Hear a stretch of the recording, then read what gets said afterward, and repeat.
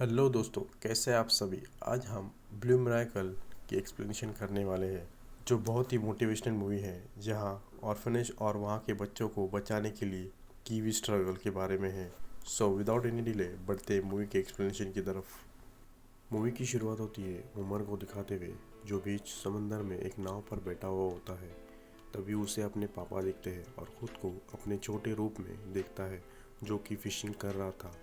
उसके fishing rod में एक फ़िश फंस जाती है और उसी वक्त उसकी नाव पलट जाती है। दरअसल उमर को अपने पास्ट के विजन आ रहे थे, जिसमें अपने पापा के साथ फिशिंग करते वक्त उसकी नाव पलट गई थी।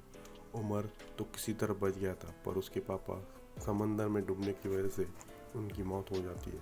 उमर नींद से जाग जाता है, तभी उसे कुछ बच्चे आकर बोलते हैं कि ट्विटी फीट से भाग गया है। असल में उमर एक ऑर्फनेज चला रहा था, जिसका नाम कासावगर होता है। इसके बाद उमर ट्विटी को ढूंढने जाता है, जो उसे एक समुद्र के किनारे सोया हुआ मिलता है, और वो उस ऑर्फनेज में उसे वापस ले आता है। अगली सुबह जब उमर अपनी कार की टायर ठीक कर रहा होता है, तभी उसके टायर में एक कील लगी मिलती है। उसे निकाल कर वो ट्विटी के पास जाता है। उमर ट्विटी को समझाता है कि अब उसकी माँ वापस कभी नहीं आएगी, और जब भी वो उदास होगा तब वो एक कागज़ पर अपनी विश लिख कर दरवाजे पर कील ठोक कर लगा दे, फिर गॉड उसकी बात सुन लेंगे। फिर उमर टायर में मिली कील को ट्विटी को देता है। इसके बाद उमर ट्विटी के साथ शहर के लिए निकलने जाता है, अपने कार के स्पेयर पार्ट लेने के लिए। जब वो अपनी कार में बैठने वाला ही होता है, तब एक पुलिस वाला आ जाता है। पुलिस वाला एक बच्चे को उमर के पास लाया होता है, जिसका नाम मोको होता है। पुलिस वाला उमर को बताता है कि इसने किसी अमेरिकी मछुआरे की घड़ी चुराई है, पर वो कुछ बता नहीं रहा है और वो उसे हेल्प करे। उमर मोको को दो चॉइस देता है। पहली, वो उसके साथ चले और उस मछुआरे की घड़ी वापस करे और उससे माफ़ी मांगे, तब वो उसे पुलिस से बचा लेगा, या पुलिस को सरेंडर करे। मोको उमर के साथ चलने के लिए तैयार हो जाता है। अब वो दोनों और ट्विटी उस मछुआरे को ढूंढने जाते हैं, जिसकी घड़ी उसने मोको ने चुराई थी। उमर उसे ढूंढकर उसकी घड़ी वापस कर देता है और उसे सॉरी भी बोलता है। तब न्यूज़ में ये खबर चल रही होती है कि तूफान आने वाला है। उमर ऑर्फनेज आकर सभी बच्चों को ये खबर देता है कि तूफान आने वाला है, तो उसकी तैयारी करनी है, और वो सब कर देते। रात को सब एक साथ सोते। बिजली कड़कने से बच्चे डरने लगते। इससे ट्रेशिया सबको गाना गाकर सुनाने लगती है। उमर को फिर से अपने पास की याद आने लगती है। अगली सुबह ट्रेशिया उमर को बताती है कि उनके पास अब एक हफ्ते का खाना बचा है। तभी उमर को बैंक का कॉल भी आता है। उसे बैंक के लोन के पैसे वापस देने थे, नहीं तो बैंक उसकी प्रॉपर्टी जब्त कर ली थी। इसके बाद उमर बिस्बी के पास आता है। वो कहता है कि वो बैंक से बात करे और उससे लोन चुकाने को थोड़ा टाइम दे, और तूफान की वजह से उसके घर में पानी घुसा है, तो उसे निकालने के लिए एक पंप भी दे। बिस्बी उमर को हाँ कर देता है। बिस्बी बड़ा आदमी होता है। वो हर साल एक टूर्नामेंट ऑर्गेनाइज करता है, जिसका नाम Bisbee black and blue fishing tournament होता है। इस टूर्नामेंट में कई कंट्री के लोग हिस्सा लेते हैं, और जिस किसी भी टीम को सबसे बड़ी और ज़्यादा वजन वाली मछली मिलती है, तो वो विनर कहलाता है, जिससे काफ़ी मोटी रकम एज अ प्राइज़ मिलती है। पर शहर में आए तूफान की वजह से बाहर के लोग इस रेस में पार्टिसिपेट नहीं करते, इसलिए बिस्बी ये टूर्नामेंट यहाँ के लोकल लोगों के लिए ऑर्गेनाइज करता है, वो भी फ्री पार्टिसिपेशन फ़ी के साथ। जब वेड, जो अमरीकी मछुआरा होता है, वो अपने एंट्री करने के लिए आया होता है, तब बिस्बी उसे हिस्सा लेने के लिए मना कर देता है, क्योंकि वो वहाँ का लोकल नहीं था। जिस पर वेड कहता है कि उसने 2 बार इस इवेंट को जीता है, तो उसे भी मौका मिलना चाहिए। तब वेड बिस्बी को बोलता है कि वो किसी भी लोकल पर्सन के साथ उसे जोड़ दे, वो उसके नाम के साथ पार्टिसिपेट करेगा। तब बिस्बी के दिमाग में एक आइडिया आता है। वो वेड को कहता है कि वो उसे कासाओगर मतलब उमर के टीम बना लेना चाहिए, क्योंकि वो यहाँ का लोकल है और उसे पैसों की सख्त ज़रूरत भी है।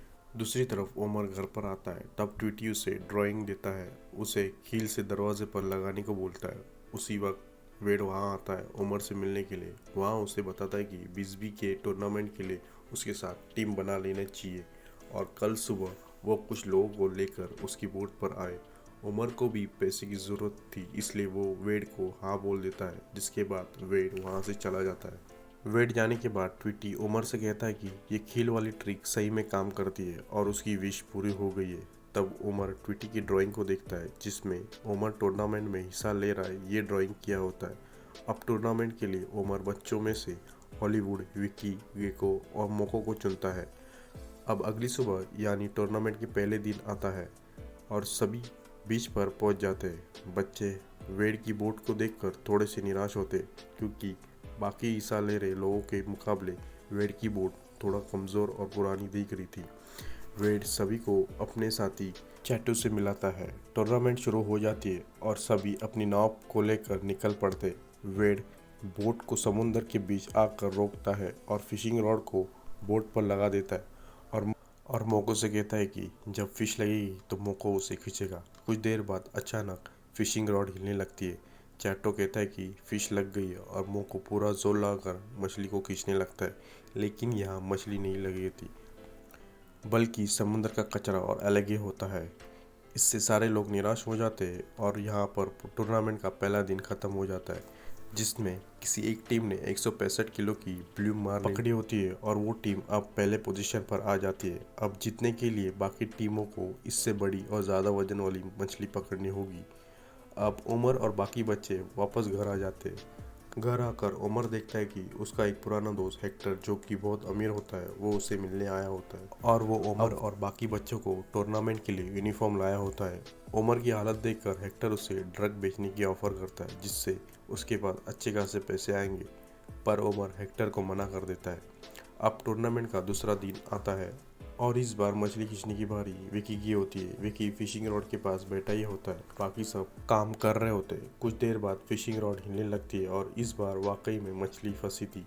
छोटू सबको बुलाता है, सब बहुत एक्साइटेड हो जाते हैं। ये जब देखकर मोको जेलस हो जाता है और गेको को कुछ कहने लगता है, जिससे उन दोनों में बहस हो जाती है और लड़ाई करते करते वो दोनों पानी में गिर जाते। अब दोनों को तैरना नहीं आता था। अब बोर्ड पर वेड के अलावा किसी और को तैरना नहीं आता है, इसलिए वेड कंफ्यूज हो जाता है, वो मछली को खींचे या दोनों को बचाए। फिर वो मछली को छोड़कर पानी में दोनों बच्चों को बचाने जाता है, पर दूसरी तरफ मछली उनके हाथ से निकल गई होती है। अब ये दूसरा दिन होता है और किसी भी टीम ने आज मछली नहीं पकड़ी होती है, तो आज इसलिए 165 किलो वाली मछली पहले पोजीशन पे ही रहती है। सब निराश होकर घर वापस आते हैं। घर आकर ट्रेसी उमर को बताती है कि आज बैंक वाले यहाँ आए थे और उन्होंने प्रॉपर्टी की फ़ोटो भी ली। तभी वहाँ ट्विटी आता है और एक ड्राइंग लेकर उमर से दीवार पर लगाने के लिए बोलता है। ट्विटी ने वेड की ड्राइंग बनाई होती है, जिस पे वो टूर्नामेंट जीत गया है ये लिखा होता है। नेक्स्ट सीन में उमर वेड के पास जाता है कुछ खाना लेकर। वो उसे ट्विटी ड्राइंग देता है और बातों ही बातों में वो वेड को बैंक वाली बात बोल देता है और वहाँ से चला जाता है। रात में वेड उमर से मिलने ऑर्फनेज के बाहर आता है और उससे एक मछली दिखाता है जो कि उसने खरीदी होती है। वो कहता है कि वो ये मछली दिखाकर सेकेंड या थर्ड आएंगे, इससे वो टूर्नामेंट जीत जाएंगे। इसके अलावा उनके पास कोई चारा नहीं है। उमर वेड से कहता है कि वो ऐसा नहीं कर सकता, ये चीटिंग है, पर वेड की बात सुनकर उमर मान जाता है और ये सब मोको छत पर बैठे देख रहा था। अगली सुबह वो सब फिर बीच से पैर निकल जाते हैं। उनके साथ ट्विटी भी आता है। वेड बोट को समुद्र के बीच जाकर रोक देता है और उमर से कहता है कि वो उसकी खरीदी हुई मछली को काटा लगाए और वेड फिशिंग रॉड लेने जाता है। जब उमर पसीना पोंछने के लिए जेब से हैंकी निकालता है, तब उसके उंगली पर कुछ लगता है। चेक करने पर वो देखता है कि वो वही खील होती है जो उसने ट्विटी को दी होती है। कुछ देर सोचने के बाद वो मछली को पानी में फेंक देता है, जिससे वो लोग चीटिंग करने वाले थे। वेड ये देखकर उमर पर गुस्सा होने लगता है। उमर सभी को एक अच्छी सी स्पीच देने लगता है। बच्चे ये सब सुनकर नाराज हो जाते हैं और वहाँ से चले जाते हैं। अब उमर अकेला होता है और उसी खील को देख रहा होता है और उसे गुस्से में पानी में फेंक देता है। और तभी अचानक फिशिंग रॉड हिलने लगती है। यहाँ पर उनके फिशिंग रॉड में एक बहुत बड़ी मछली फंसी थी। उमर फिश को खींचने लगता है। तभी चैटू बिस्बी को फ़ोन करके ये बात बता देता है और ये बात सभी जगह फैल जाती है। अब सबकी नज़र उमर पर होती है, तो दूसरी तरफ उमर मछली को खींचते खींचते थक जाता है। तभी वो सभी बच्चों के बारे में सोचने लगता है और उसे उसका वो पल याद आता है जब वो अपने पापा के साथ फिशिंग के लिए गया था। फाइनली उमर मछली खींच लेता है, जिसका वज़न 174 केजी होता है और वो लोग उस टूर्नामेंट को जीत लेते हैं।